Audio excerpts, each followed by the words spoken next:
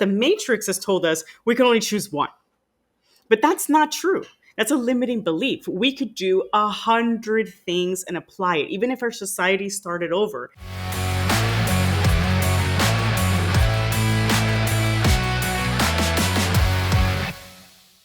Hello, and welcome to the Mindset and Self-Mastery Show. I'm your host, Nick McGowan. And today on the show, I have Dr. Esther Zeledon. How are you doing today? I'm doing good. I'm excited to be here. Shooting the breeze a little bit before we hit record, and you have sort of 6 degrees tied to this podcast already because of your partner and your husband. So I'm excited to have you on and for us to be able to get into what we're going to talk about. As I said to you, and as everybody who listens to this show, some of these episodes will go several different ways. Sometimes they'll be very topic driven because of how things come up organically.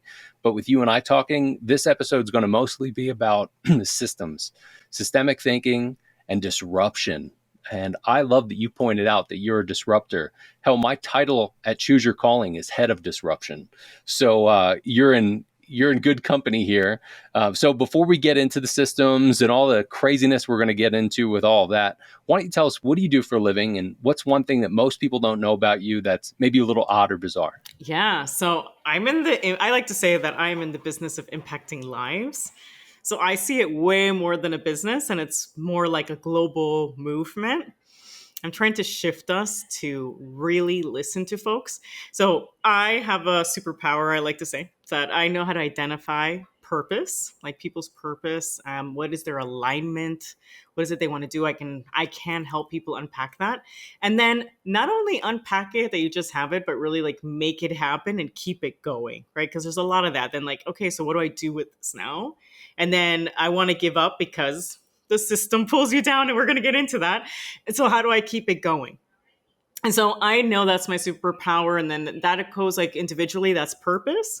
But with teams, it's mission and vision. And team can be your family. It can be couple. It can be in the workplace. It could be your community. It could be a country, whatever the team is defined, where you got to come together with a mission vision for it to be sustainable, for it to work, whatever that is.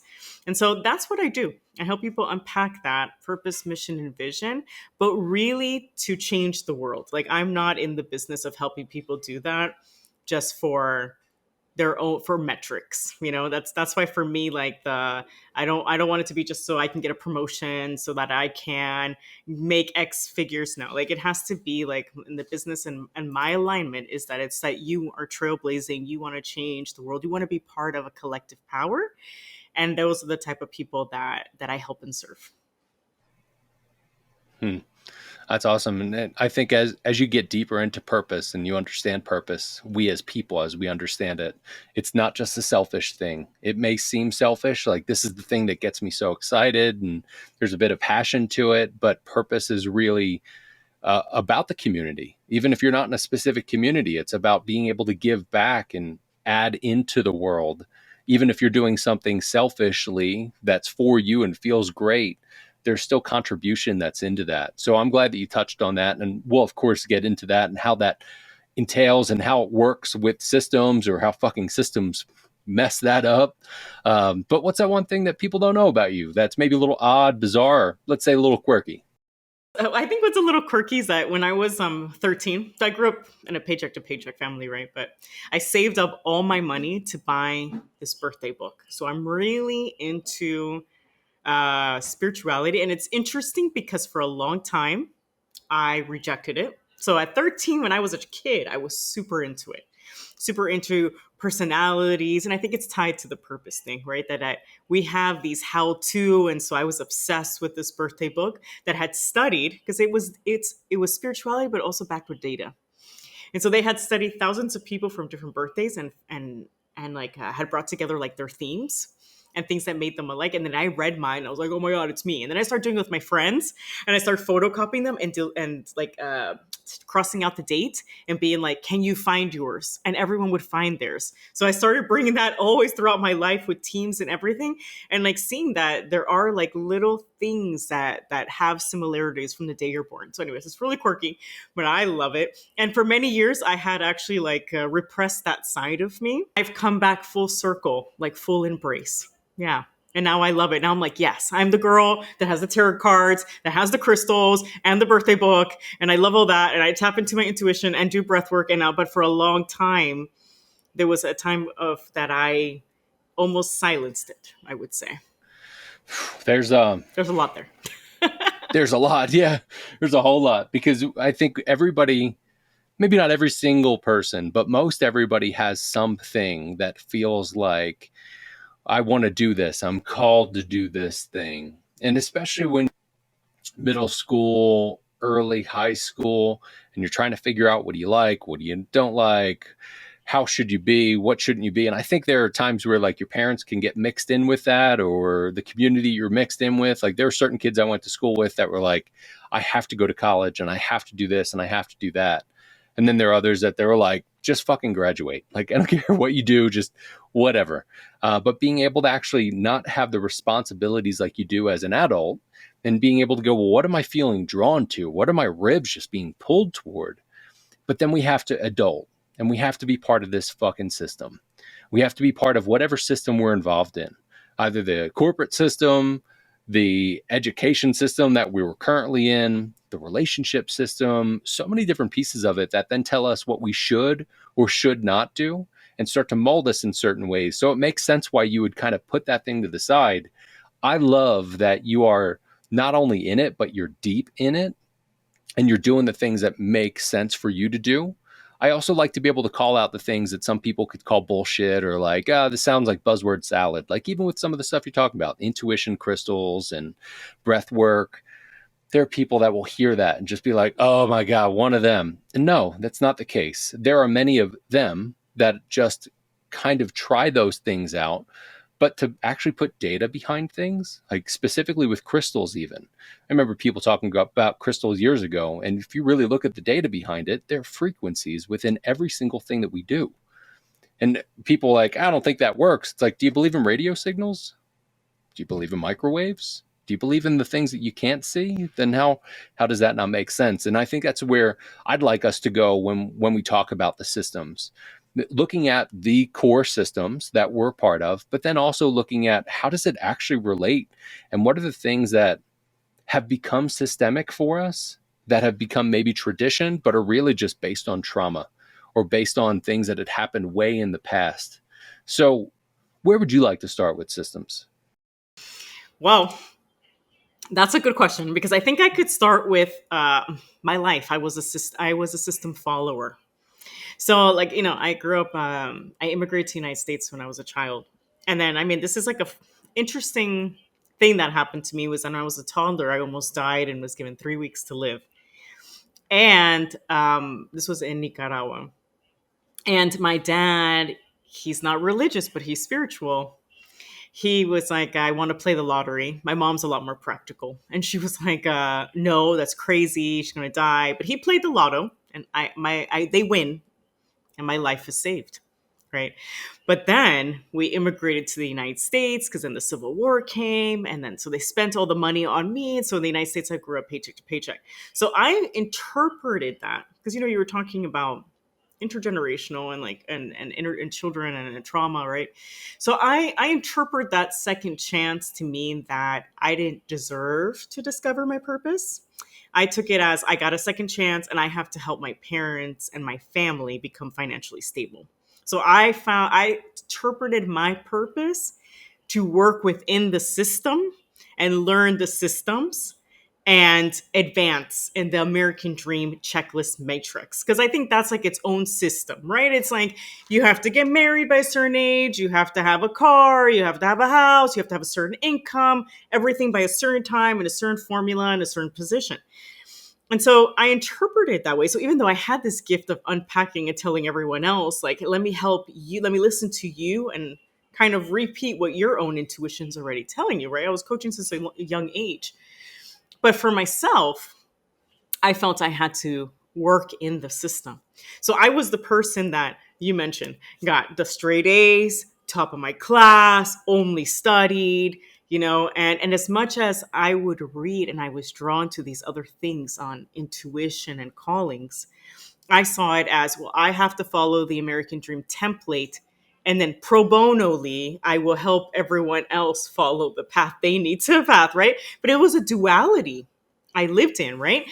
And so I did all those things, and then I found that none of them gave me happiness. Like I remember that I went to the college, and but I still found like you can't silence yourself completely, right? And so this I was talking about the systems, right? I remember in college being like, how is it that I read this book, the climate change, environmental issues, and I'm like, how is it that we don't have at that time? Now we do. Back then, I'm like, how do we not have a major in environmental studies or science? And they're like, well, no, that's not a career, that's not a science.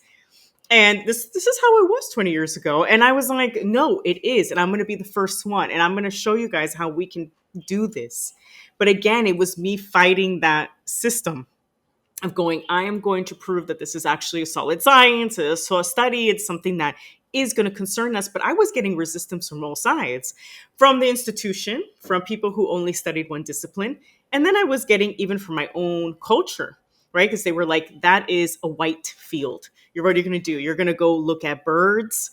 You're going to go save trees. Like we have big problems in our communities, like unemployment, this and that. And they felt like I was wasting my education. And I said, wait, these issues are going to affect Black and brown populations the most. I don't understand what you're talking about. This is not a race ethnicity thing. This is a world problem.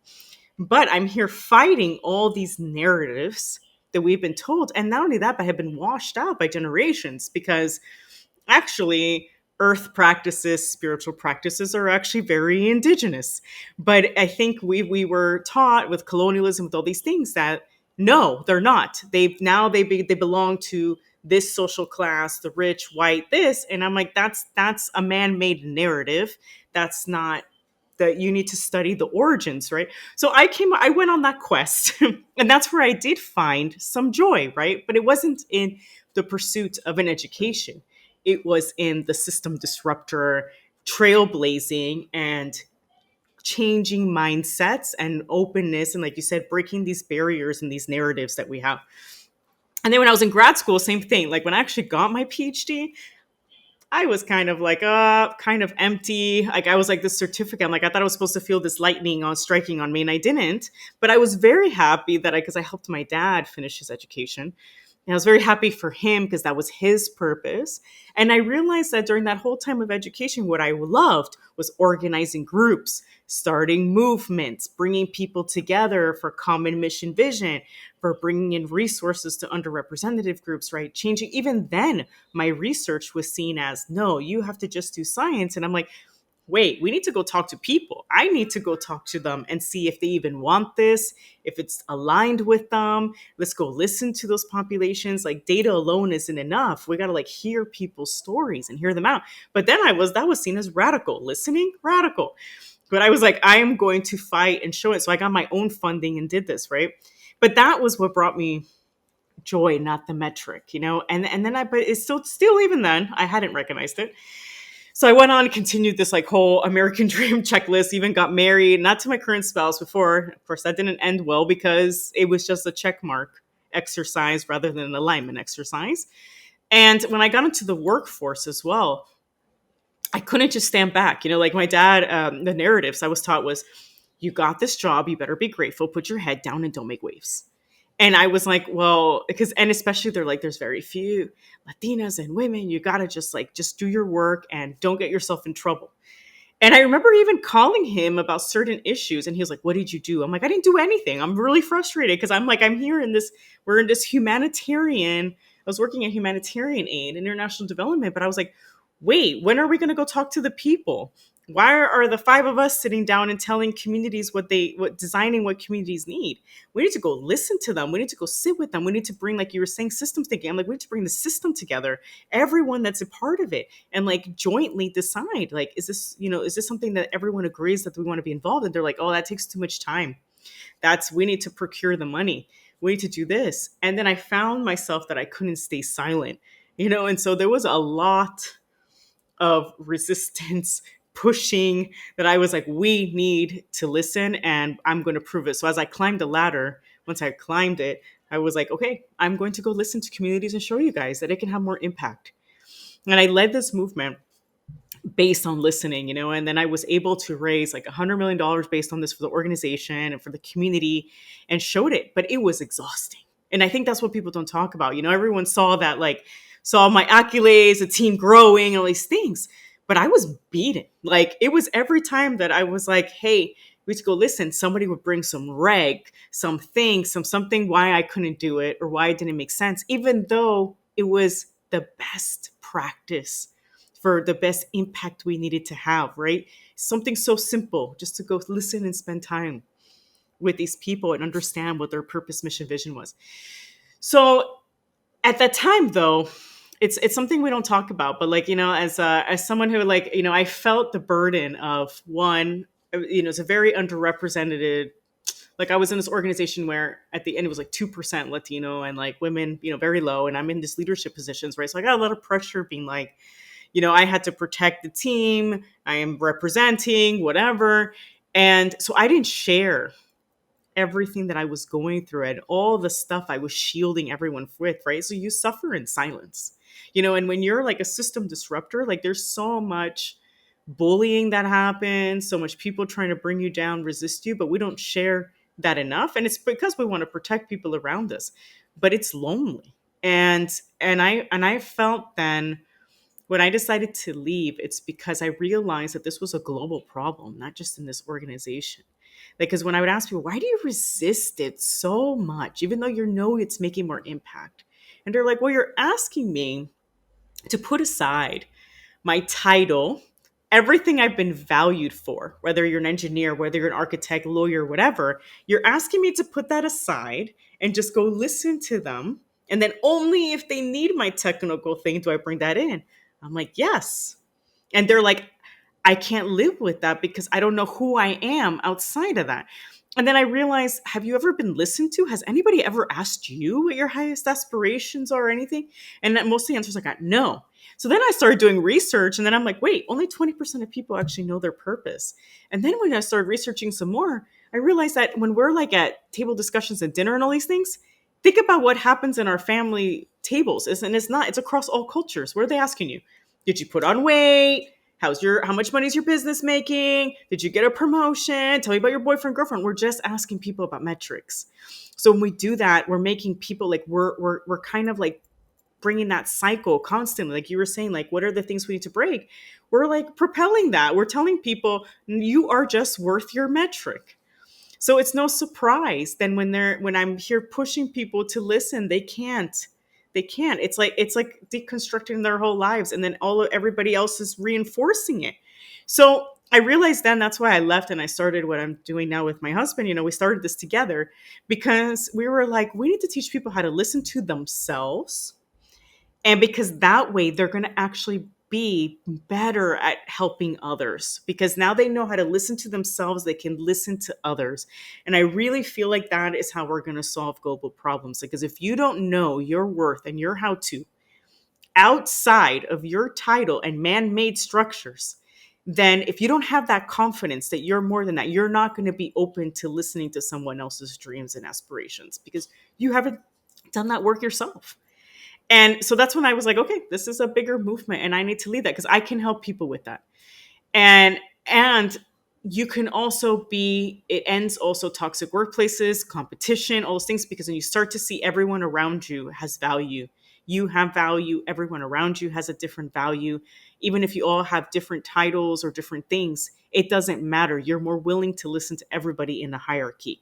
You're willing to listen and bring in everyone together, because those hierarchy structures and these systems, all it leads is to toxic competition and toxic workplaces. And we need to change that. How many people are miserable at work? It shouldn't be like that, right? We can create positive workplaces. We can create positive communities, but it starts with all of us be willing to do that work and change these narratives that we have, like with even starting with our own families.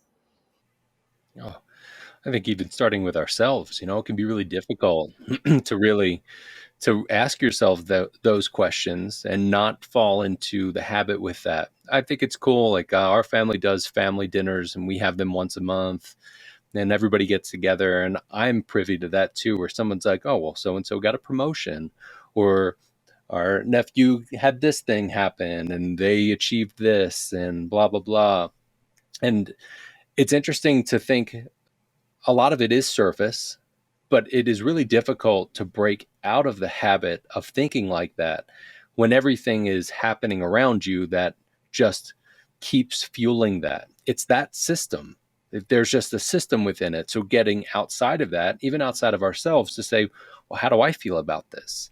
And I'm glad that you brought up how people say, well, that would go against my title and go against where I'm at. You being in a niche spot, working in a very small margin that you were in and not having much wiggle room unless you like broke out of that could really cripple people because then they're stuck in that system and they have to just play that game. I actually had a boss maybe 15 years ago who told me, you just got to play the game. You got to play the game. And I remember saying to him, like, fuck you and fuck your game. They let me go like a month later. And that was beautiful. That had to happen.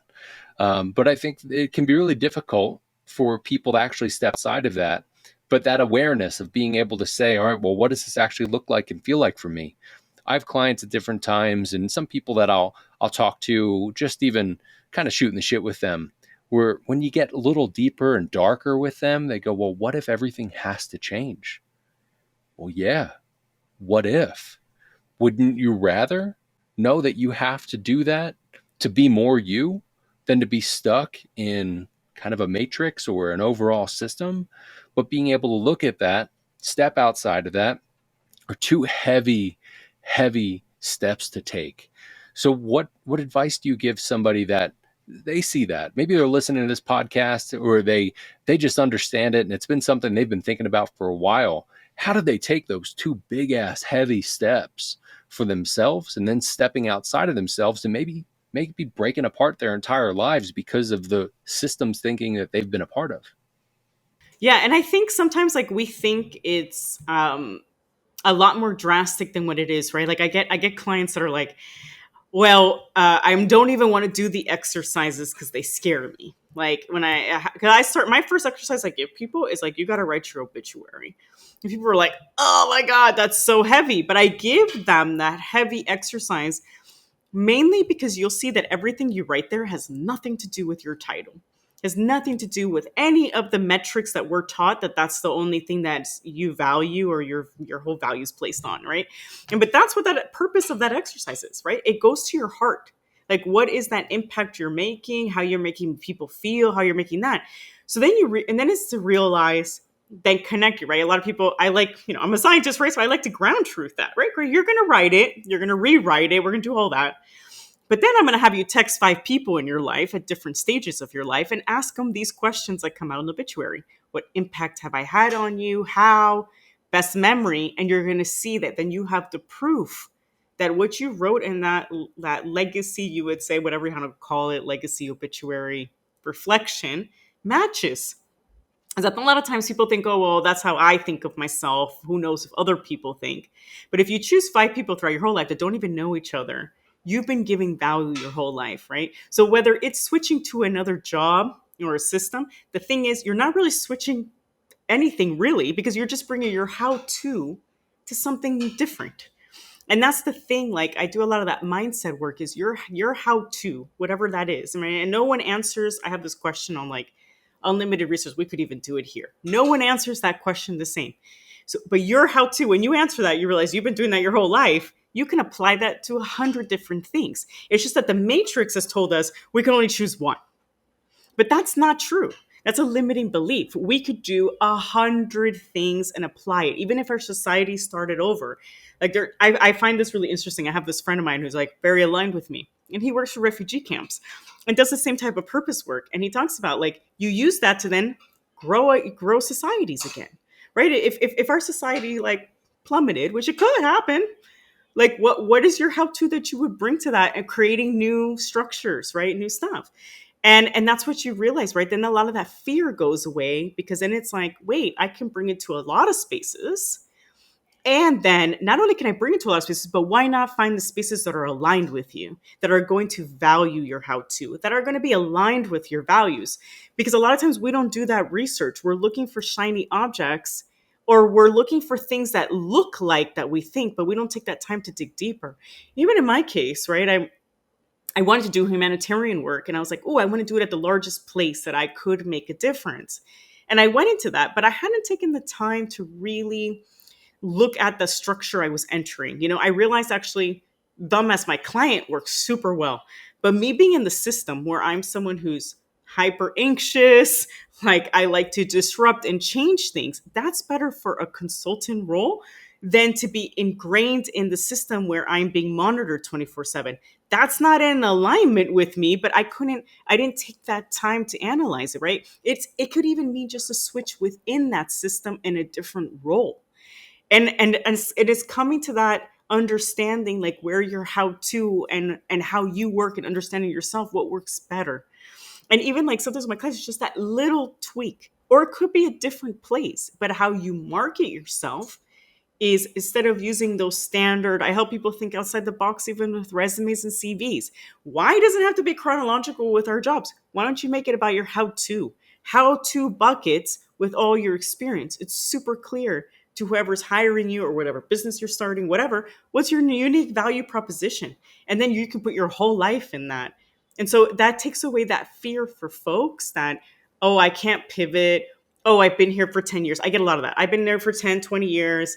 I can't pivot. I can't take that risk. I'm going to lose it all. I'm like, you're not going to lose anything, because you have a lifetime of experience in this with your friends, with your family, with your job. And you've been doing this and you already have outcomes. Remember those 5 people you text? I'm sure there's actually 20. And those are all outcomes that you can put in throughout your life. But I think it's like getting, like, if I had to give people advice, it's like we need to look broader and bigger. And that's the purpose of digging into these exercises, that realize that you are more than your current job. You are more than your current title. You are a lot of amazing things. And it's like opening our mindset to that you're actually are limitless, and all the limitations that exist are in our minds. That can sometimes be overwhelming, of the amount of limitlessness of like, oh, we could do everything and anything. And there are times where I have conversations with people about purpose, and they're like, I believe my purpose is this. And it's really kind of a shallow level of it. And as they expand and they start to understand, their purpose starts to become this huge thing. But by huge thing, I'm not talking like the next Steve Jobs. That was his purpose. Some people's purpose is to be a mom. That's their purpose. And the system they're within is their family system. And you can still do things a bit differently. So I want us to be able to kind of expand this, but also contract it back in a sense where if your purpose is, let's just use that mom as the example in that family system, then how you do that differently from what other people have done that's aligned with you will shape the way that your kids and everybody else around you is. So we can take that and put that into a career or into whatever it is. And I hear people all the time that say the same thing, like, I've been here for 10 years, or I've been in this relationship for 10 years, or I've been doing this thing for 10 years. I've been going through my own stuff, looking back at, I graduated in high school 2002. So it's been 22 years at this point, and looking and going, wow, I was part of these systems for so long, and I played the game, and I tried to play the game. And you have to get to a point where you look and say, is this right for me? Is this aligned? How do I stick within this? Some people really want to be within whatever game they're in or whatever system they're in, like a family system. If you can keep the family together and it's healthy and everybody can grow, beautiful. But sometimes you just got to fucking break it apart, just like any other system. You'd even mentioned about the country. The system's gotta fucking break at some point. There's no other way to put it. It just, something has to give. But from that will come something else, and it'll all kind of still be an ecosystem, some sort of system within that.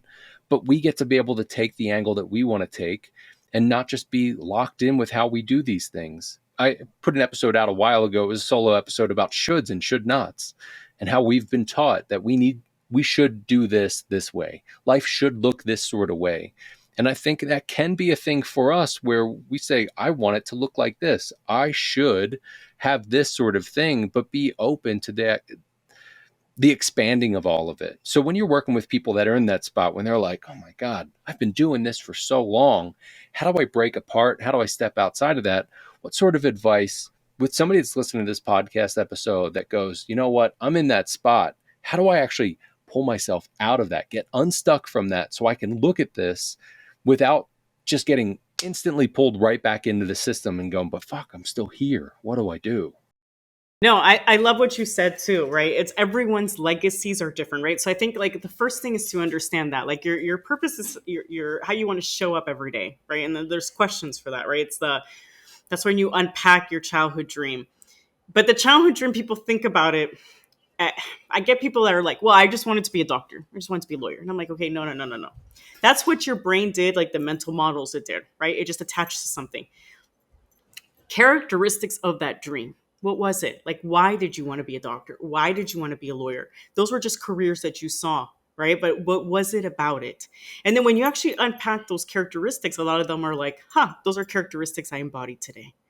Right. And I'm like, exactly. Or if you can't, sometimes people's childhoods are traumatic. I mean, even Paul, who you had in your show, it took me 6 months to unpack his childhood dream because he was like, I don't think I dreamed it. I was like, okay, what was your favorite TV show? And then he was like, oh, Jacques Cousteau. But it took me 6 months. But then he realized everything he did was to follow him. Like, he learned French. He got a red beanie. He wanted to travel the world, right? But he represented the qualities he represented was someone who was adventurous, who was still calm under crisis, right? Like it's really unpacking those characteristics and realizing those are things that you embody. And maybe there's additional ones that you still have yet to embody that you want to. And that's one part. But also like the purpose of your how to, right? So one of the things is helping people like unpack that, right? Do that legacy exercise. Do the exercise of what you want to be sought out for. Because just because you're good at something doesn't mean you want to do it. And so when you mentioned those examples of feeling stuck or I want to get out of a job, right? A lot of times it's because they may be sought out for something that people see that they're good at, but it drains them and they don't want to do anymore. So sometimes the exercise for me is make a list. Let's make 3 lists. What are you currently being sought out for? What that you want to continue? What are you things you want to be sought out for that you want to stop? And then what are things that people don't seek you out for that you wish they did?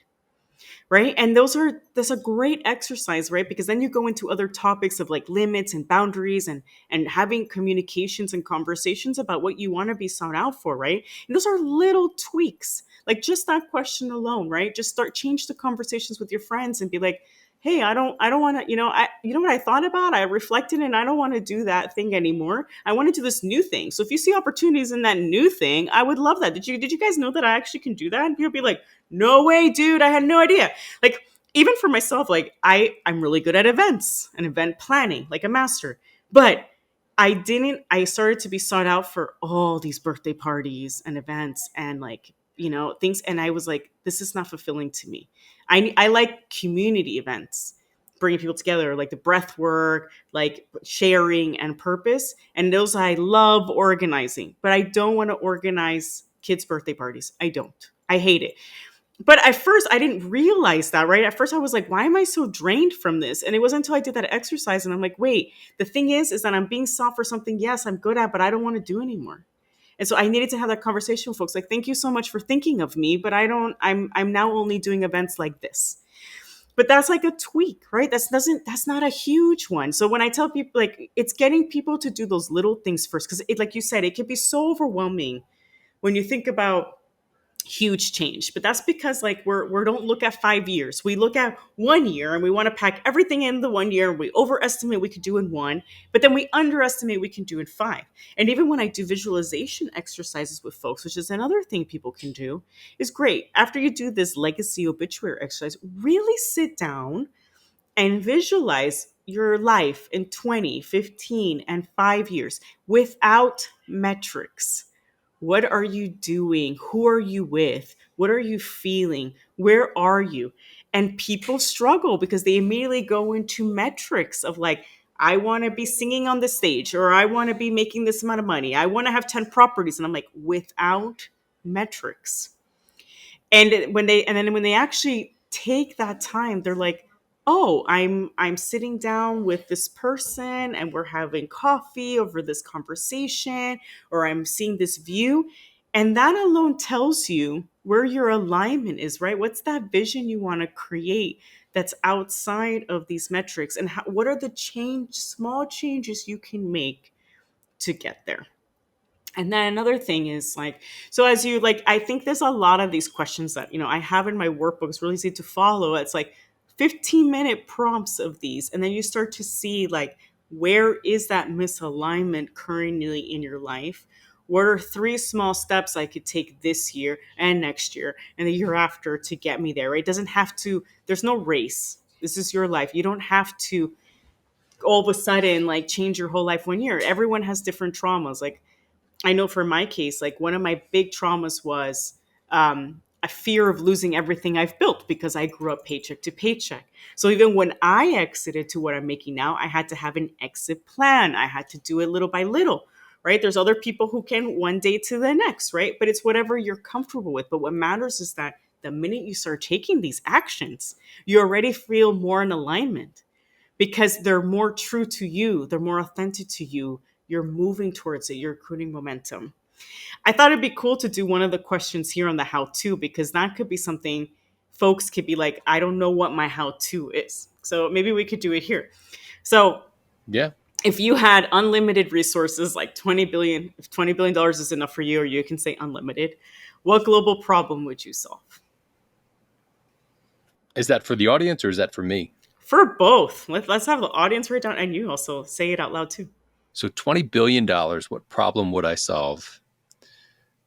The instant thing that comes to my mind is stopping childhood trauma and helping actually fix that. Because here we are in this generation.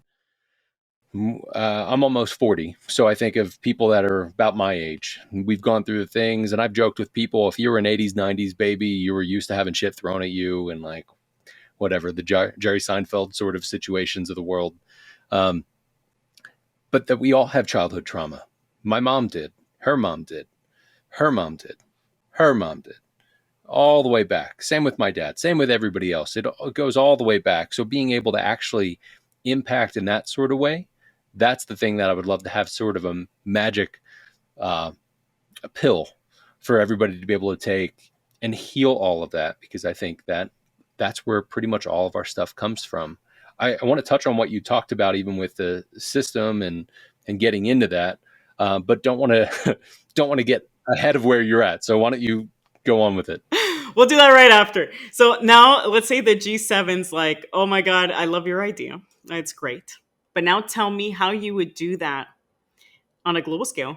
And it's okay if you don't know how, but how would you figure out the how? Give me your thought process, at least in 3 steps.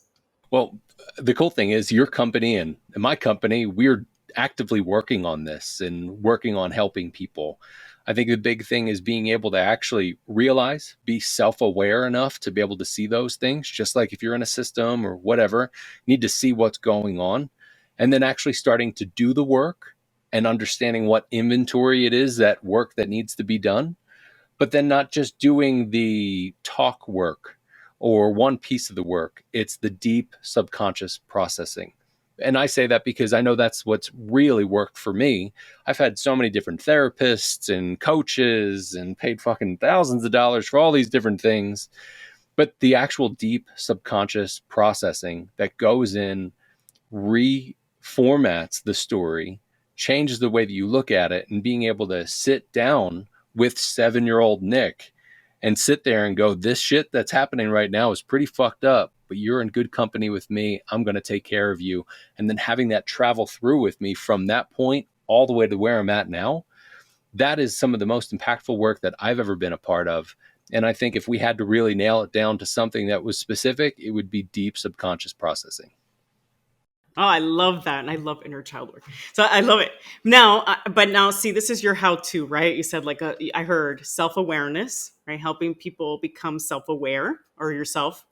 You said doing the actual work. You also mentioned a little bit about like collaborations. I kind of heard a little bit too.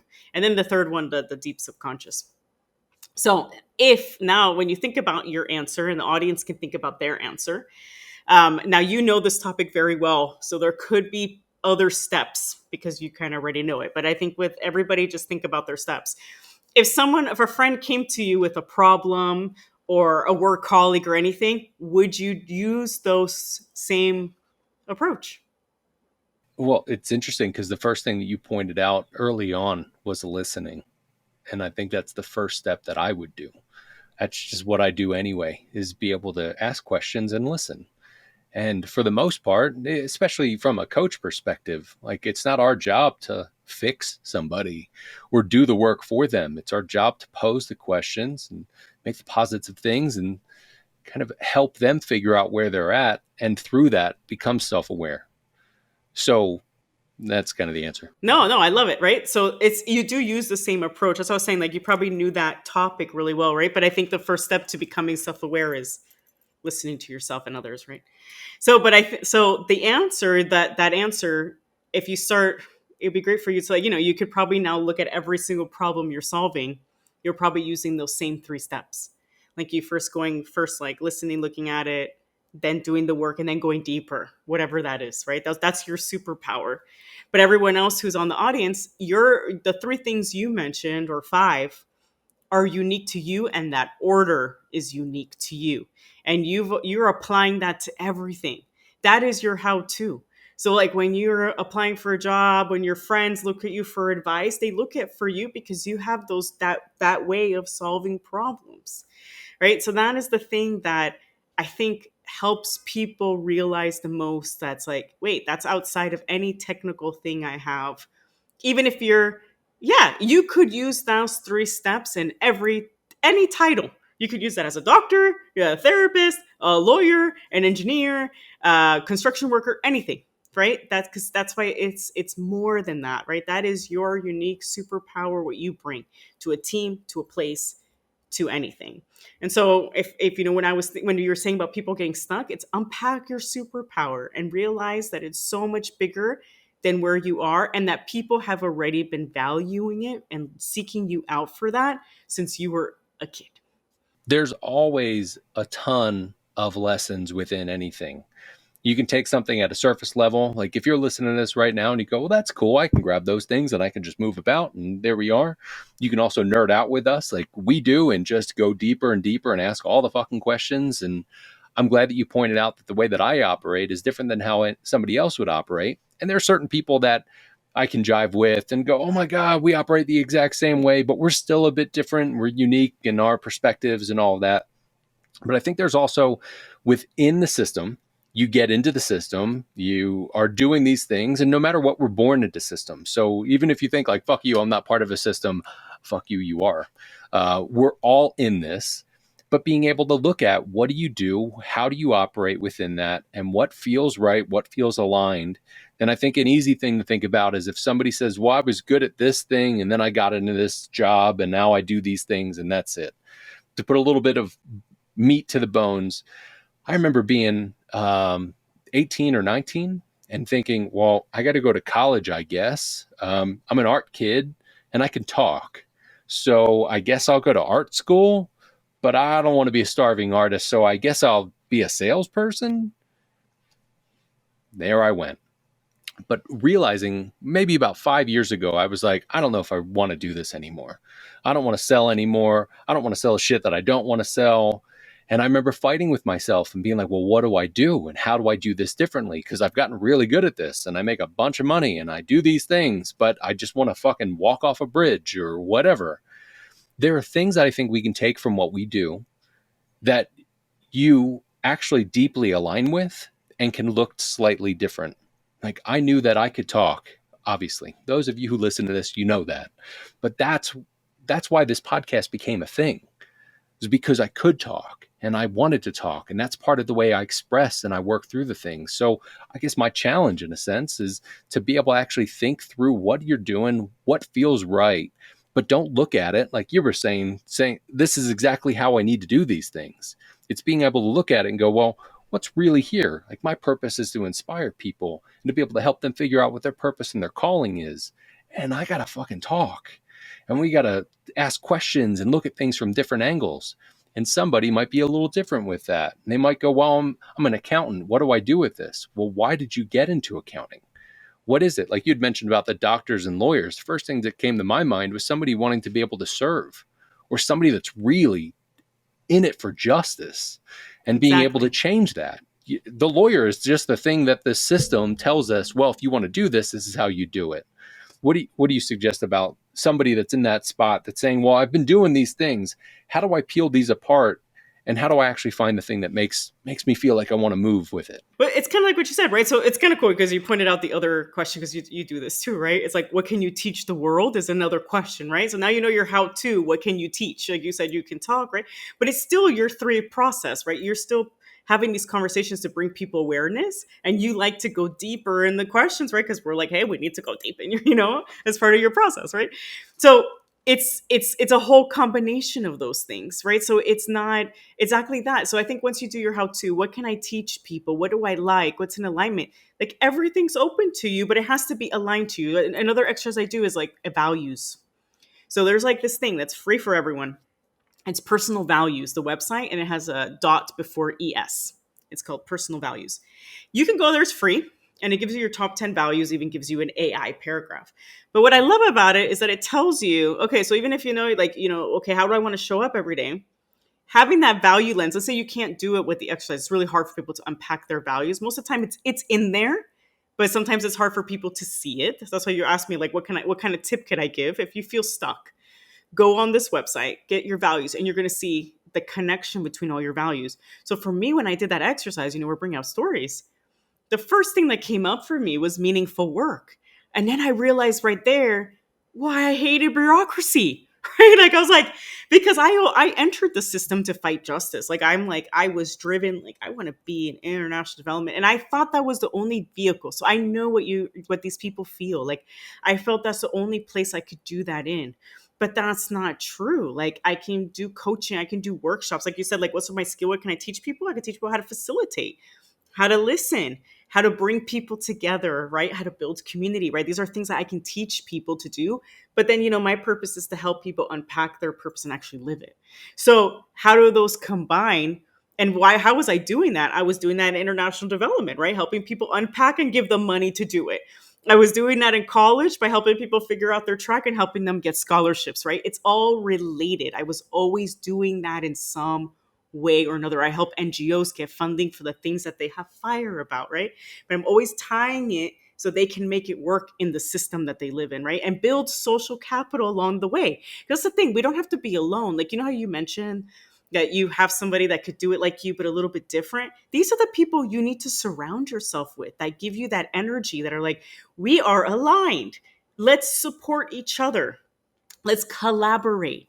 And I think if like sometimes when we feel stuck is sometimes we feel alone because we're in the place where other people are not aligned with us or don't share that either that way that we want to make a difference in the world or our values. And so I realized that in the institution it had become not meaningful work. A lot of people were there for the paycheck, and not everyone. There are a lot of exceptions, and those people are still my friends, But there was a lot of the system was built with those incentives, right? Like promotion and this and longevity, but not they were losing that. And I know they're trying to change that, but I was like, do I want to spend? You have to ask the questions that are aligned with your values. Do I want to spend another years of my life where I feel like I'm not doing meaningful work or it's not aligned with me? And the answer is no. And so when you do these values questions is, does this align with that? And values, they have all many, right? It could be growth. So if you're in a place that you value growth, you're not going to be the person that stays in the same job for 20 years. There's nothing wrong with you. Like I have clients that are like, but Anna, every 3 years I get antsy. That's okay. Let's do your values. What do they say? Growth. I'm like, okay, that means that you've outgrown it. There's nothing wrong with you, that you tried and you've done 10, 11 different things. That's why it's important to do that work, because there is no right or wrong. It's not black and white. It's according to how you show up to the world. And that's what makes sense. While there could be other people that value stability. So for them, like I think you were saying that, right? Like their legacy could be the family.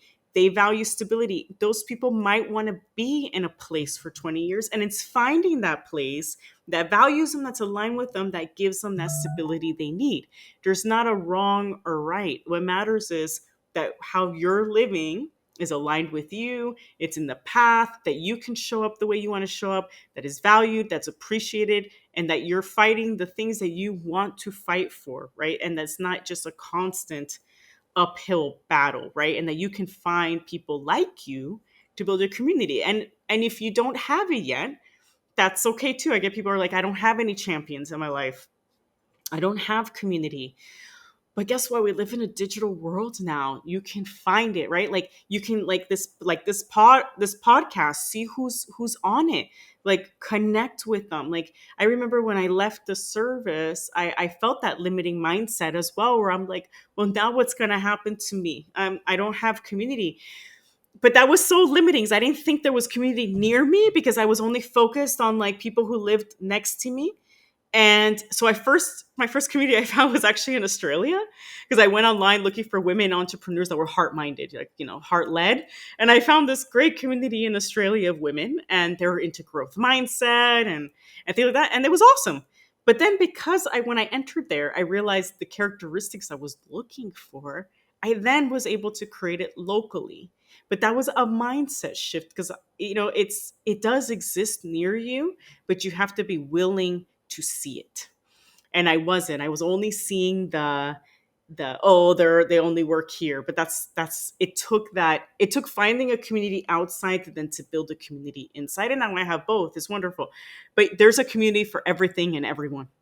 So once you've discovered what's aligned with you, you can find them digitally anywhere and initially just click it off. And then you realize you're not alone. You are not alone.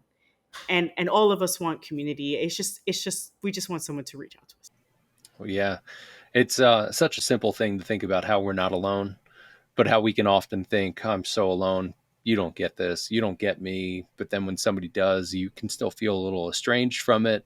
But being able to understand that, I think those principles and values are a big thing that can really help somebody understand within themselves. And that took me years to get to the point where I was okay with that. I remember people being like, you want to write your mission statement and you want to figure out what your principles and values are. And I was like, fuck you. I just want this all to be a lot less hard. Like, I don't give a shit about your mission statement and all this other stuff. And I fought with that for years and years. And I finally got to a point where I was like, all right, I need to actually figure out what my principles are, what my values are. And I knew them all along. I just needed to actually get them out and have them become a thing. Now I know what my mission statement is. I know what my values are. I've even nerded out and made myself a 10-minute long track that walks myself through that so that I can understand, I can regurgitate that. I can also pause and kind of work through it. So that's a big thing I think you pointed out, is just understanding maybe kind of what your boundaries are in a sense, what your values are. If your value is loyalty, that's much different than somebody's who's the complete opposite of that. But you need to know what that is so that you can work within that, because we are working within our own system. And if you try to fight within that system without knowing what the rules are or how you operate within that and what your operation system is, that's just maddening. And some of you are going to say, yeah, I got it. I'm going to run with that. Some of you are going to say, fuck you, Nick. I'm going to do whatever I want. And I get that because I did the exact same fucking thing. And it was maddening. So being able to actually understand what your values and principles are, I think that's huge. I appreciate you getting into everything you've gotten into and going through that activity. I hope everybody who's listening to this, you went through that. If not, go back and just omit the things that I said, but just answer those questions for yourself. And figure out what are the principles and what are the values that really stand out to you and that make sense. And if they feel unaligned to what you're doing, fine. It's probably going to be like that for a good chunk of them. But actually seeing that and working through that is really important. So along those lines, what's that piece of advice you'd give to somebody that's on their path towards self-mastery? It's that, right? Taking that time to really reflect and sit down with these questions and do the work. And I think so many of us just want to skip it because it's uncomfortable. It is uncomfortable, but my advice is don't skip it and don't stop discovering it. Like I think yeah, so I think your last statement about that was me with the spirituality piece. Like it's a part of me, And I kind of could, because it was so tied to religion, and I have some trauma with religion from childhood, that I was like, oh, they're the same in my mind. I thought, so I'm not going to even touch it, but that's not true, right? And so you have to kind of also question yourself and be true to yourself and understand, like, I realize actually I use spiritual a lot to touch on my intuition on next steps, because what I'm doing now, there is no path for it. There's no check mark like metric, nothing, right? It's, I have to go in deep and realize, why am I doing it? Who am I doing it for? What are my next steps? And that requires you. So I had to go full circle. So I understand exactly what you're saying to the audience, because there was times when people were like, I would talk to people doing this work and they're like, you have to tap into your intuition. And I'm like, I don't do that. And I remember my book, even my book, like, because my book, at first I was ranked in personal success and spirituality. And I'm like, well, I'm telling people about their purpose. I'm like, oh no, people are gonna get turned off by it. But then I had to sit down and go, no, this is a part of you, and it's not actually. It doesn't mean that you can't be religious. Of course, actually, you can be. Actually, all spirituality is inner work. But I think I had to go full circle and debunk all those limiting beliefs around it and all those narratives that we have in society. So that's why I'm like, a lot of us have that. That's why this inner work is important, because you're unpacking all those narratives, all those limiting beliefs that you've been told your whole life. But I do want to leave someone else a tip, is like, ask someone their highest aspirations and you'll see how much they light up. And that way you can then see how important that is to ask someone that and ask yourself that. Yeah, absolutely. God, you started to get into the religious system and the other systems. And something that occurred to me was I think, and I'm not 100% sure of this, but I feel like most of us probably have to actually go through the systems to understand more about ourselves and about the system. It's just like that old saying, if you're going through hell, don't stop, just keep going. And sometimes that hell looks like a religious system, family system, an educational system, career system, any of those sort of things. But there's a lot. Shit, we could probably have an entire episode about the systems of religion and how it detracts from actual spirituality and how it is just a system to kind of keep us in line. I'm not going to go down that path. We're about an hour into this thing. It has been absolutely awesome to have you on. Are there any other family members that you guys want to toss my way to be on the podcast? You both are absolutely awesome. I've loved having both of you on the show. And I'm excited to hit stop for you and I to have another conversation about this stuff. But I really appreciate you being on today. Before I let you go, where can people find you? Where can they connect with you? And where can they get the book? Yeah. So you can find me, like, I have a more fun Instagram, b.act.change. So like, be yourself, do the action and change the world. So that's the brand. And then my book is called Creating Your Limitless Life with Chasing the American Dream Crossed Out.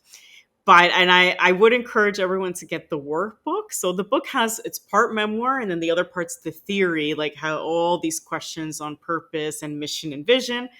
But the workbook actually has all the prompts. So if you have been a person that doesn't know how to journal, like I work with a lot of adults that are like, I don't know how to journal, or I don't know what that is, or I don't know how to do the questions. Well, the workbook is super easy. It guides you through all these prompts we talked about. You could just spend 15 minutes a day. You can do it with your partner. You could do it with your kids. You could do it by yourself. What's nice is that you could do it with the community. It's a great way to get to know people and listen to them. So I would definitely encourage the workbook. If you don't get the book, at least get the workbook. That's what's going to change, your life. And I have it available. For me, accessibility is really important. So the electronic version is only 99 cents. It's less than a cup of coffee, right? I want people to have this information. So if anything, just download the PDF, if it's too much, just put it away and open it again later, right? But these are the questions that are great for you to explore. That's awesome. And I deeply appreciate the accessibility of it. I think too many times people are like, oh, you want this thing? It's automatically 10 grand. And it doesn't have to be. Accessibility is huge. So thank you for that. Thank you for being on the show. Appreciate your time. Thank you.